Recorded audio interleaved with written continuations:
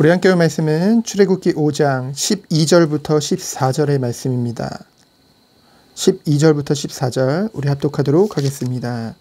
백성이 애굽 온 땅에 흩어져 곡조 구루터기를 거두어다가 짚을 대신하니 감독들이 그들을 독촉하여 이르되 너희는 집이 있을 때와 같이 그 날의 일을 그 날에 마치라 하며 바로의 감독들이 자기들이 세운 바 이스라엘 자손의 기록원들을 때리며 이르되 너희가 어찌하여 어제와 오늘에 만드는 벽돌의 수요를 전과 같이 채우지 아니하였느냐 하니라. 아멘. 애굽에 노예화된 이스라엘이죠. 하나님께서는 그것을 당연히 원하지 않으셨습니다. 하나님께서는요, 하나님의 백성을 부르심에 분명한 목적이 있다는 것이죠. 그 웨스트민스터 소요리 문답 제1문에 보면은 사람의 제일 목적, 다른 말로 하면은 사람이 왜 사는가에 대한 답이 있습니다. 뭐라고 기록되어져 있습니까? 하나님을 영화롭게 하는 것과 영원토록 그분을 즐거워하는 것이 인간의 제일 목적이라고 했습니다. 영화롭게 한다는 것은 결국은 하나님께 영광을 돌리는 것이라는 거죠. 하나님께서 우리를 부르심에 대한 목적, 제일 목적은 바로 하나님께 영광 돌리며 영원토록 그 하나님을 즐거워하는 것. 그것이 하나님의 백성을 부르심의 목적입니다. 그런데요, 이스라엘 백성은요, 사실 그것과는 거리가 있었죠. 그들의 삶을 보면 이스라엘 백성이 애굽에서 비록 고된 노동 가운데 그들에게 할당된 노동이 쉬운 건 아니었지만은 그래도 나름 살만했었습니다. 그런데요, 그들의 삶이 하나님이 우리를 부르신 목적과는 전혀 상관없다는 것, 그것이 핵심이죠. 그렇다는 것은 히브리 하나님, 그 여호와를 그들이 알고는 있었지만은 사실은 그들의 삶 가운데 중심에 있지는 않았다는 거죠. 그다지 중요하지 않았다는 것입니다. 그 증거를 보면은 이제 이후에 이 출애굽기를 보면은 그들이 잠깐에 그 모세가 안 보이면은 금방 또 황금 송아지를 만들어서 섬기고, 그러한 것들을 보면은 그들이 얼만큼 하나님과 멀어진 삶을 살았는지 우리는 알 수 있습니다. 그러한 이스라엘 백성들을 위해서 하나님께서는 모세를 부르신 것이죠. 먼저 앞서 준비시키신 것입니다. 그런데요, 우리가 생각했을 때는 뭔가 이 출애굽을 위해서는 모세가 세상적으로인 지위도 가져야 될 것 같고, 뭔가 대단한 것들을 많이 가져야 됐고, 일할 힘도, 육신적인 힘도 있어야 되겠다고 생각했지만은 하나님이 이 모세를 훈련시키시는 방법은 뭐였습니까? 도리어 육신적으로 봤을 때는 더 잘 준비되었다고 생각하는 그 바로궁에서 장성한 40세의 모세가 아니라 그를 미디안 광야 가운데로 이끄셔서 훈련시키시죠. 근데 그 훈련의 결과가 어떻습니까? 나이는 들고 아무 보잘것없는 노인 양치기가 된 모세의 모습을 우리는 보게 되어지죠. 여기서 하나님이 하나님은 어떻게 하나님의 일을 위해서 준비시키신가, 그거 봤을 때 저는 모세를 봤을 때는요, 모세의 힘을 빼는 과정이었구나. 하나님이 하시겠다는, 우리보다 우리를 더 잘하시는 하나님께서는요, 정말 우리에게 필요한 것이 무엇인지 알기에 하나님께서는 그것에 맞게 우리를 준비시키신다는 것이죠. 모세에게 필요한 것은 무엇이었습니까? 나를 내려놓는 거였어요. 그 방법이 바로 무엇입니까? 바로 미디안 광야에서의 40년의 시간이었죠. 오늘 우리는 이러한 모세 그리고 아론을 통해서 하나님께서 이제 명령하신 것을 바로에게 전달했을 때 무엇을 전달했나요? 이 이스라엘 백성이 다시 예배를 회복해야 된다. 제사를 회복해야 된다. 그것을 허락해달라. 그때 그 명령을 들은 바로가 어떻게 했습니까?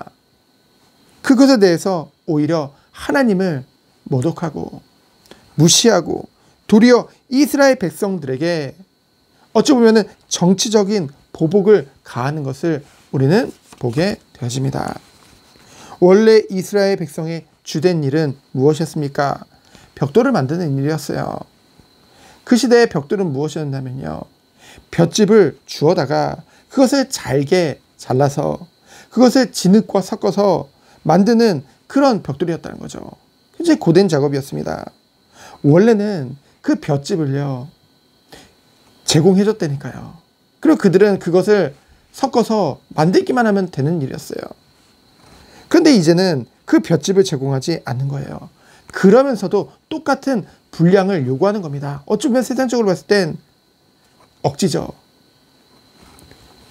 그래도 워낙 노예로 기들여진, 그 오랜 시간에 걸쳐서 노예로 기들여진 그 이스라엘 백성은요, 그것을 불평 없이 이행합니다. 오늘 말씀에 보면은 온 땅에 흩어져서 주우러 다니죠. 하지만 아무리 열심히 해도 그 전과 같은 할당량을 채울 수 없는 거예요. 그 태양볕에, 그렇잖아요. 그 애굽은 그 낮에 얼마나 덥나요? 그 태양볕에 그 주우러 다닌다. 얼마나 힘들었겠어요. 어찌 보면 당연한 일이죠. 그런데요, 이제는요, 못 채웠다고 막 닥달하고 그들을 막 몰아붙이는 것에서 끝나는 것이 아니라 이제는 때리기까지 합니다. 때리고 폭력을 가하게 되어지죠. 특별히 이것을 기록하는 그 애굽인들 밑에서 심부름하는 그 히브리인들의 어쩌면 지도자라고 할 수 있는 사람들을 막 때립니다.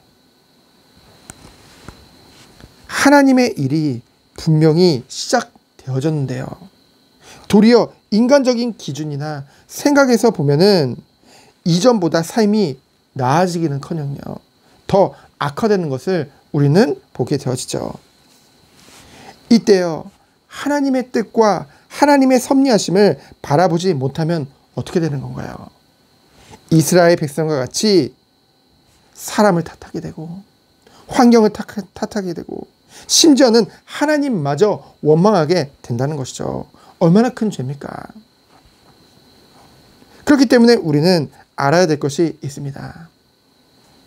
아무리 애굽의 왕이요 신인 바로가 아무리 자기가 날뛰고 보복을 하려고 해도 그는 하나님의 주권 아래 있다는 것입니다.